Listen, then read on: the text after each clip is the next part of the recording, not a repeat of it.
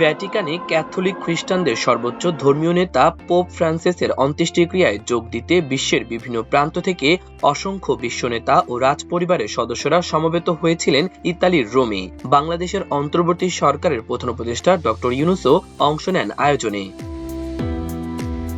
ভ্যাটিকানের Saint Peter's স্কয়ারে শনিবার সকালে আয়োজনে বিশিষ্ট ব্যক্তিদের উপস্থিতি ছিল চোখে পড়ার মতো। প্রধান উপদেষ্টার প্রেস উইং জানায়, ভ্যাটিকানের জ্যেষ্ঠ কর্মকর্তারা সেন্ট পিটার্স ব্যাসিলিকায় প্রবেশ করার সময় ডক্টর ইউনূসকে অভ্যর্থনা জানান। সেখানে পোপের নশ্বর দেহ শায়িত ছিল। সেখানে প্রধান উপদেষ্টা প্রয়াত পোপ ফ্রান্সিসের প্রতি শেষ শ্রদ্ধা জানাতে কিছুক্ষণ নীরবে দাঁড়িয়ে থাকেন। এরপর বিশ্বের ১৩০টিরও বেশি দেশের নেতাদের সঙ্গে প্রায় ২ ঘণ্টা ব্যাপী অন্ত্যেষ্টিক্রিয়ায় অংশ নেন তিনি। অন্ত্যেষ্টিক্রিয়ার আগে ও পরে প্রধান উপদেষ্টা বিভিন্ন বিশ্ব নেতা ও বিশিষ্ট ব্যক্তিবর্গের সঙ্গে শুভেচ্ছা বিনিময় করেন।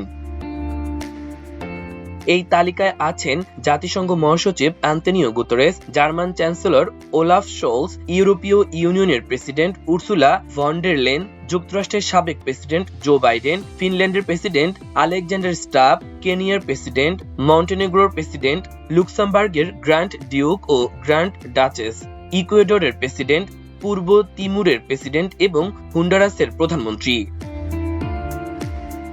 এছাড়া আইসল্যান্ডের প্রেসিডেন্ট, পর্তুগালের প্রেসিডেন্ট, বেলজিয়ামের রাজা ও রানী, বেলজিয়ামের প্রধানমন্ত্রী, মোনাকোর যুবরাজ, নরওয়ের যুবরাজ, তিউনিসিয়ার প্রধানমন্ত্রী, লিচেনস্টাইনের যুবরাজ, বিশ্ব স্বাস্থ্য সংস্থার মহাপরিচালক, আন্তর্জাতিক অলিম্পিক কমিটির প্রেসিডেন্ট টমাস বাক, শ্রীলঙ্কা, বাহরাইন ও সিরিয়ার পররাষ্ট্রমন্ত্রী এবং যুক্তরাষ্ট্রের সাবেক পররাষ্ট্রমন্ত্রী জন ক্যারির সঙ্গে শুভেচ্ছা বিনিময় করেন প্রধান উপদেষ্টা ডক্টর ইউনূস।